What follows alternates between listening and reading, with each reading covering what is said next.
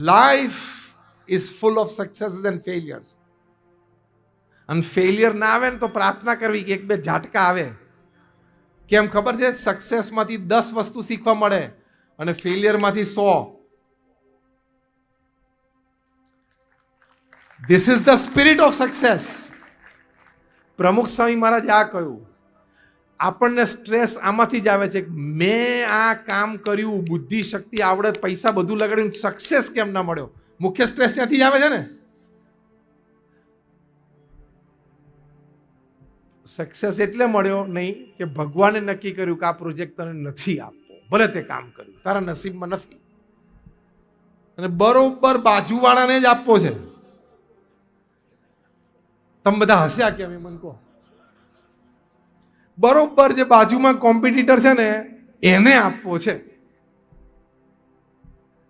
તમે બળતરામાંથી, ઈર્ષામાંથી બહાર આવશો. આ સ્પિરિટ ઓફ સક્સેસની વાત કરું છું. સ્પિરિટ ડેવલપ કરવાની. એ બળતરા, એ ઈર્ષા, એ સ્પર્ધામાંથી બહાર આવવું હોય તો ભગવાનનું નિર્માણ છે. મારો પ્રયત્ન હું કરી લઈશ.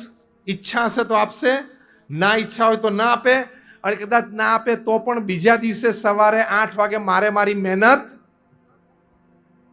ચાલુ રાખવાની. This is the spirit of success.